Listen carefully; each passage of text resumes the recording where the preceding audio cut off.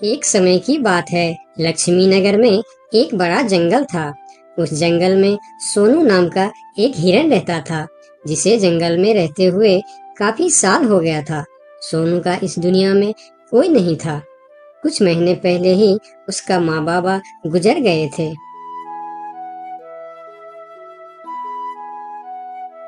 इसीलिए इस जंगल में रहते हुए उसे काफी अकेलापन महसूस होता था।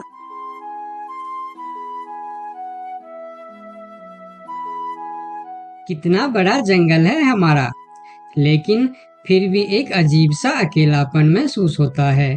काश मेरा भी कोई दोस्त होता तो कितना अच्छा होता।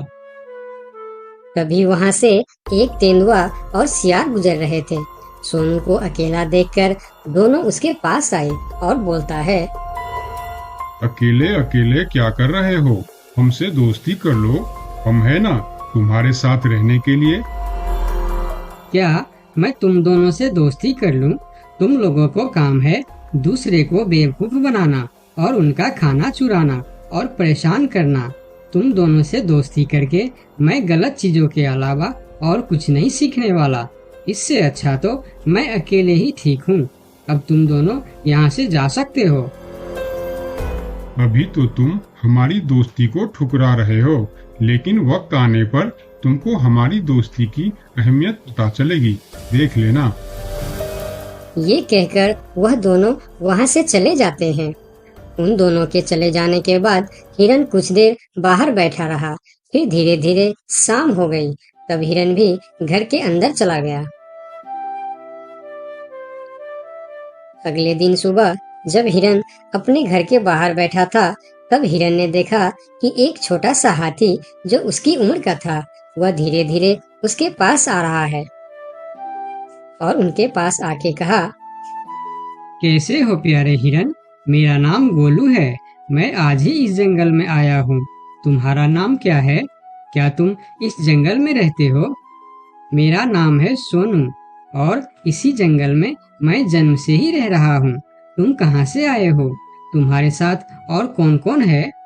मैं पास की जंगल से आज ही आया हूँ। मेरा इस दुनिया में कोई नहीं है। क्या तुम यहाँ अकेले रहते हो? हाँ, मैं अकेला ही रहता हूँ। मेरा भी इस दुनिया में कोई नहीं है दोस्त।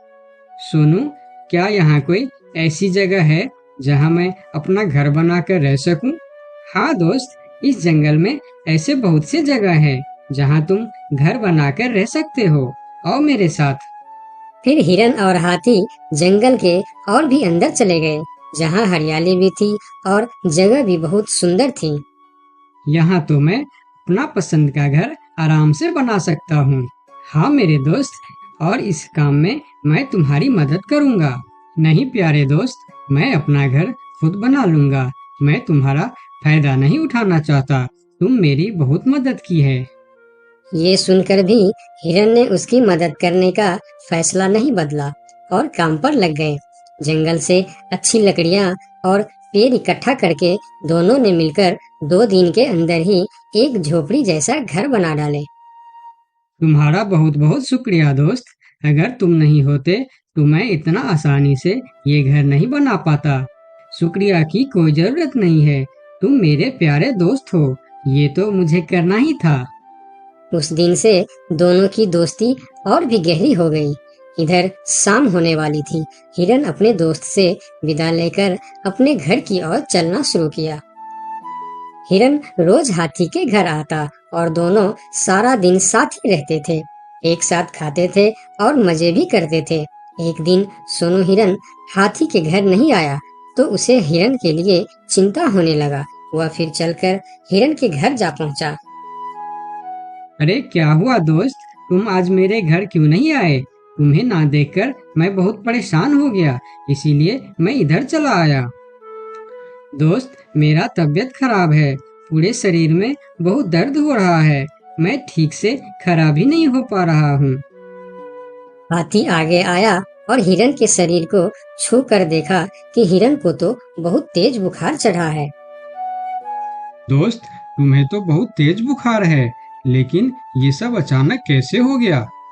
ये कहकर हाथी ने थोड़ा देर सोचा और बोला, मैं अभी आता हूँ। तुम बिल्कुल चिंता मत करना, तुम ठीक हो जाओगे। इतना कहकर हाथी वहां से चला गया और सोनू हिरन उसका इंतजार करने लगा, लेकिन कई घंटे गुजर जाने के बाद भी हाथी नहीं लौटा। हिरन निराश होकर बैठा रहा। थोड़ी देर बाद वही तेंदुआ और सियार उसके पास आ गए और कहने लगे, सोनू हिरन, तुम्हारी तबीयत का पता चला तो हमें बहुत दुख हुआ।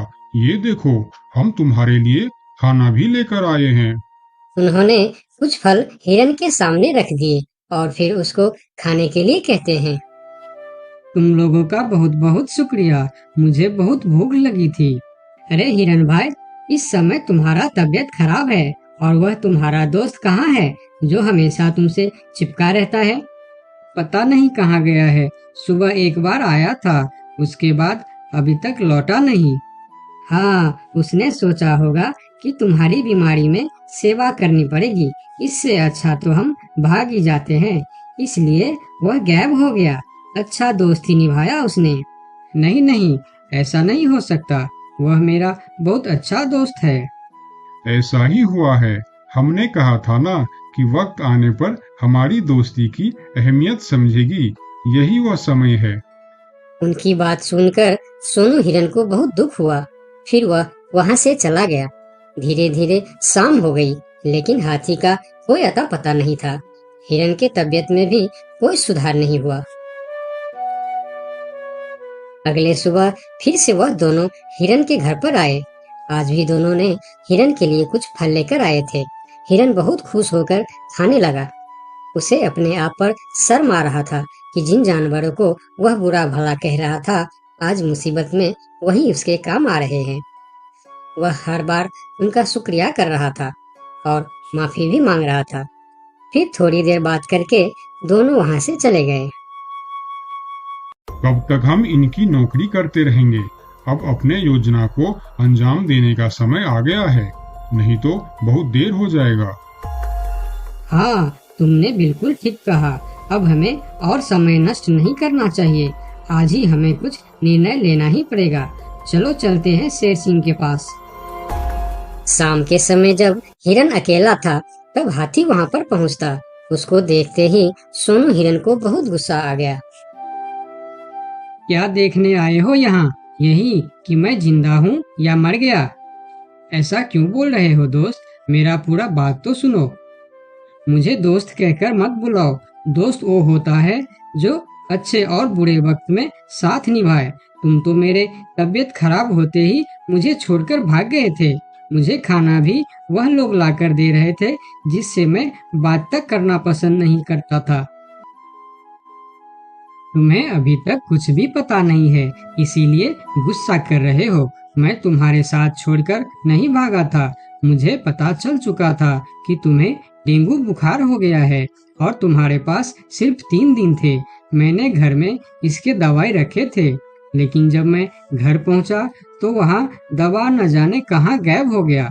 मेरे पास समय कम था। तुमको बताने वापस आता तो और देर हो जाती, इसीलिए मैं पुराने जंगल गया था। वहाँ से तुम्हारे लिए 2 दिन का सफर करके यह जड़ी बूटी लाया हूँ। इसे खा लो दोस्त, वरना सुबह तक तुम्हारा बुखार नहीं उतरा तो मैं मेरे सबसे अच्छा दोस्त खो दूंगा। ये सुनकर सोनू हिरन के आंखों में आंसू निकल आए। उसने तुरंत वह जड़ी बूटी खा ली। मुझे माफ कर दो दोस्त, न जाने मैं कैसी तुम्हारी दोस्ती पर शक कर बैठा। यकीन मानो, तुमको वापस देखकर मुझे बहुत अच्छा लग रहा है। फिर दोनों ने बातें करने लगे। इतने में सोनू को अच्छा महसूस होने लगा। फिर वह उठकर खड़ा हो गया। अरे देखो दोस्त, मैं तो बिल्कुल ठीक हो गया। तुम्हारा बहुत बहुत धन्यवाद दोस्त। दोनों घर के बाहर बातें कर रहे थे, तभी वहां पर शेर सिंह को साथ लेकर वह दोनों आ गए। तुम लोगों के साथ ये शेर सिंह यहाँ क्या कर रहा है? शेर सिंह, यही वह हिरन है जिसे हमने आपके लिए तैयार किए हैं। ये सुनकर हिरन डर गया और फिर उसको समझ में आया कि ये दोनों क्यों इसका सेवा कर रहा था। इधर शेर सिंह हिरन को शिकार करने के लिए आगे आया। तब हाथी बोला, मेरे रहते तुम लोग मेरे दोस्त को कुछ भी नहीं कर सकता। ये कहकर हाथी आगे आया और जैसे ही शेर सिंह ने हिरन की तरफ कदम बढ़ाया, हाथी ने शेर सिंह को जोर का टक्कर मारा और शेर सिंह दूर जाकर गिरा और उसकी कमर का हड्डी टूट गया और वह उठ भी नहीं पाया। यह देखकर तेंदुआ और सियार जल्दी जल्दी वहां से भाग गया। फिर उस दिन के बाद हिरन सुंदरबन के जंगल में एक ठग सियार रहता था। वह बहुत ही निकम्मा और कामचोर था। हमेशा इसी जुगाड़ में रहता कि कहीं कोई मुर्गा मिले जिसे मूर्ख बनाकर उसके साथ ठगी की जाए। एक दिन अरे बंदर भाई, कल रात में मैंने आपको सपने में देखा। अरे रहने दे सियार, तू अपना सपना अपने पास रख और मुझे जाने दे। ऐसा बोलकर बंदर चला गया। धीरे धीरे सारे जानवर सियार की हरकत को जान चुके थे, इसलिए कोई भी जानवर उसकी बातों में नहीं आता था। अब सियार समझ चुका था कि इस जंगल में उसकी दाल नहीं गलने वाली, इसीलिए वह दूसरे जंगल जाने का निश्चय किया और अगले दिन सियार अपने जंगल को छोड़कर दूसरे जंगल की तरफ निकल पड़ा। दूसरी जंगल में पहुंचते ही दिन भर जंगल का जायजा लिया और शाम होते ही एक गधे को देख उसके पास गया और रुककर बोला, गधे भाई, मैं इस जंगल में नया आया हूँ और शाम भी ढल चुकी है। क्या मुझे एक रात रुकने के लिए आपके पास शरण दे सकते हो? हाँ हाँ, क्यों नहीं। अभी तो तुम इस जंगल में नए हो और हमारे लिए मेहमान हो, और मेहमान तो भगवान के समान होते हैं। ऐसे कहते हुए गधे ने सियार को अपने पास रोक लिया और उसे सम्मान के साथ भोजन कराया। भोजन करने के बाद दोनों आपस में बातें करने लगे। सियार ने गधे से बोला, अरे गधा भाई, इस जंगल में पीपल के पेड़ के पास एक तालाब है, जानते हो उसके बारे में? हाँ हाँ, पीपल के पास एक तालाब है। वह तालाब कीचड़ से भरा पड़ा हुआ है। उसका पानी भी बहुत गंदा हो चुका है। यहाँ का कोई भी जानवर उसका पानी नहीं पीता है। सियार ने अपनी आवाज को धीमा करते हुए बोला, क्या तुम जानते हो, वह सोने चांदी का तालाब है।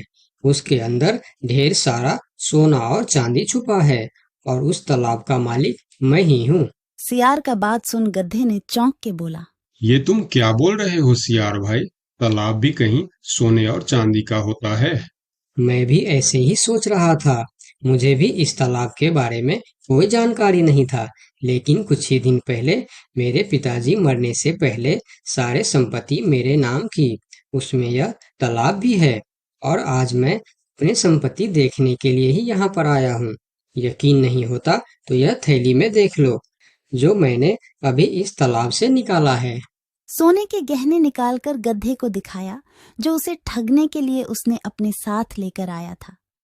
गहने को देखकर गधे को सियार के बात पर विश्वास हो गया और बोला, अरे हाँ, ये तो सचमुच सोने चांदी का है। तब तो तुम बड़े ही भाग्यशाली हो, इसलिए तुम्हारे पास ये सोना चांदी का तालाब है। अब सियार मन ही मन खुश हो रहा था। उसे तो इसी बात का इंतजार था। गधा भाई, मुझे इस संपत्ति से कोई भी लालच नहीं है। मेरे पास मेरे जंगल में और बहुत सारे संपत्ति है जो मेरे पिताजी ने मेरे लिए छोड़कर गए हैं।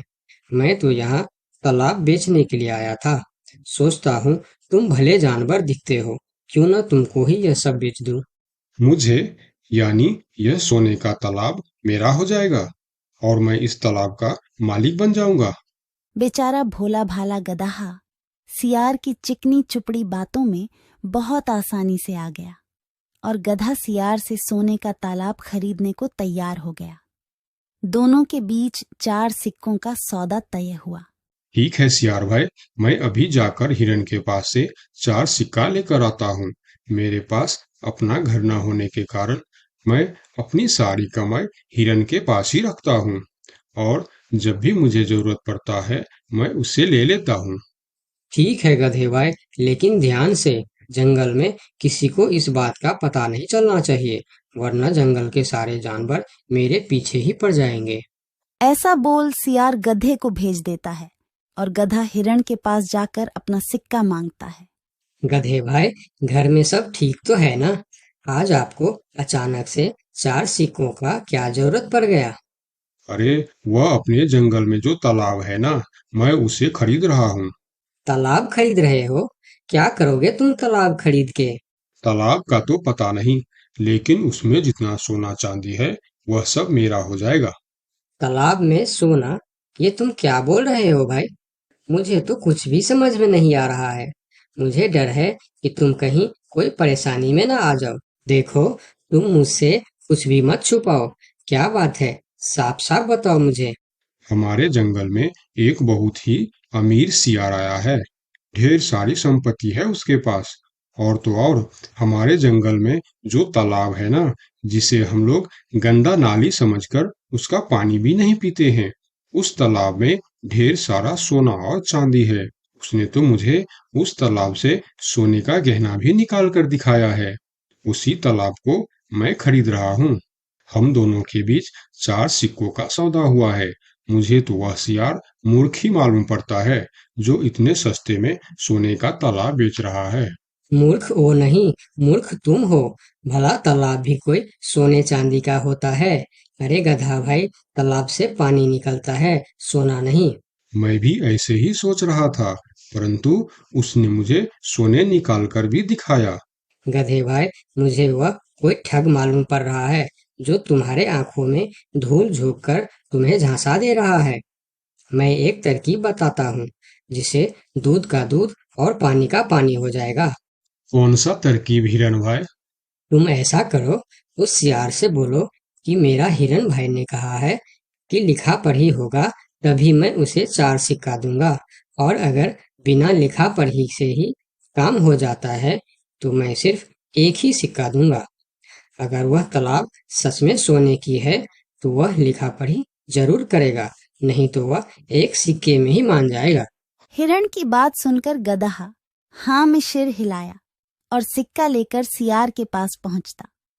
सियार भी गधे के आने के इंतजार में उतावला हो रहा था। गधा पहुंचते ही सियार से बोला, सियार भाई, मेरा हिरन भाई ने कहा है, यदि आप लिखा पढ़ी के लिए तैयार हो तो मैं आपको 4 सिक्का दूंगा, वरना बिना लिखा पढ़ी के आप एक सिक्का ले लो और मुझे यह तालाब दे दो। सियार ठग किसी तरह से जल्दी करके सिक्का लेकर वहां से जाना चाहता था। वह बोला, अरे गधे भाई, तुम बड़े अच्छे और भले मालूम पड़ रहे हो। तुमसे क्या लिखा पढ़ी कराना। चलो, तुम एक ही सिक्का दे दो। अब गधे को समझने को कुछ बचा ही नहीं था। गधे को समझ में आ गया कि सियार उसको ठगना चाहता है। ठीक है सियार भाई, कोई भी शुभ कार्य करने से पहले मुंह मीठा करना जरूरी होता है। मैं अभी लड्डू लेकर आता हूँ, आप यहीं रुको। गधा जंगल से 2-3 जानवरों को बुला लाया और सियार की जमकर धुनाई कर दी। किसी तरह सियार वहां से जान बचाकर भाग